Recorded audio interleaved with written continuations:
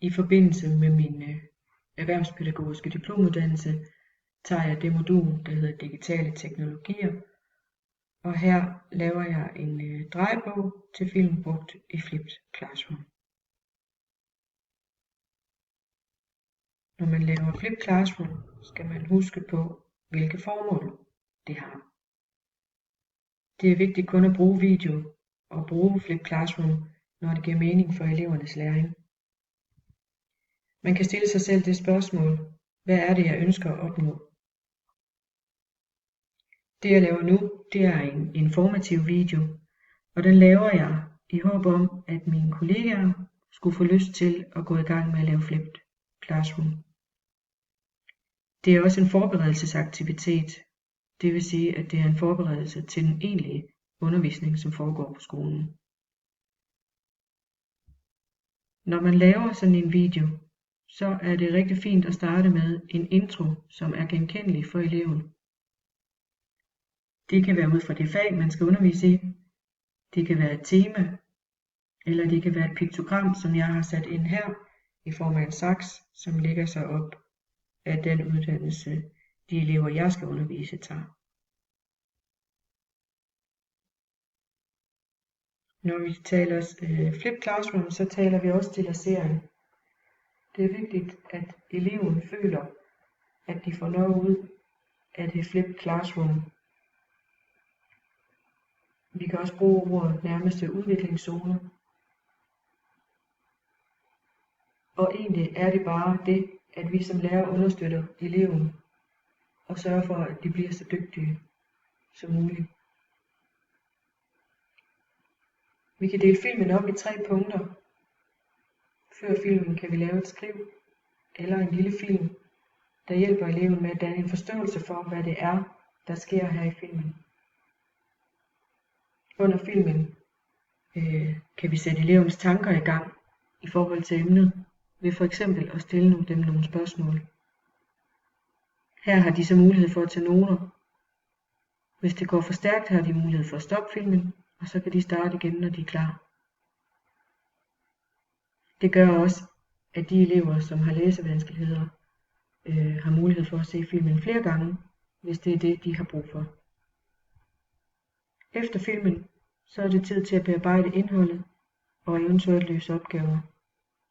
Det her eleverne kan reflektere. Relation er vigtig i forhold til de her film i Flipped Classroom. Fuldstændig som når vi står og underviser og laver et oplæg på klassen, er det vigtigt, at vi har en god relation. Det er os, der kender vores publikum eller vores elever. Eleverne kender dit sprogbrug. De kender den sprogkultur, I hører til, de små udtryk og den humor, som er en del af dig. Det gør, at man kan personliggøre det emne, man vil præsentere for eleverne, og de identificerer sig med stoffet. Det har stor betydning for læring, at de ser det her som en social kommunikation. Når man laver filmene, er det rigtig fint at lave 1-2 nedslag, efterfulgt af en kort opsummering af det vigtigste budskab. Nedslagene må gerne være fordelt i videoen. Og efterfølgende er det også rigtig fint, at læringsmålene atter synliggøres for eleven.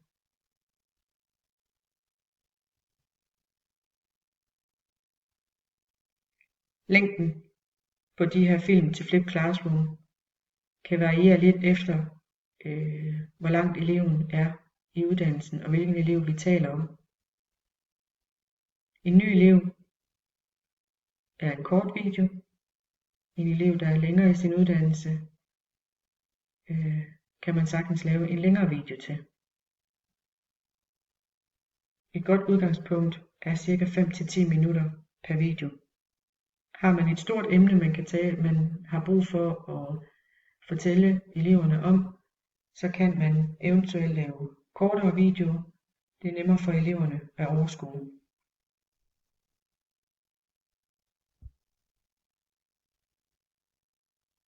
Som afslutning Er det fint at lave en instruktion?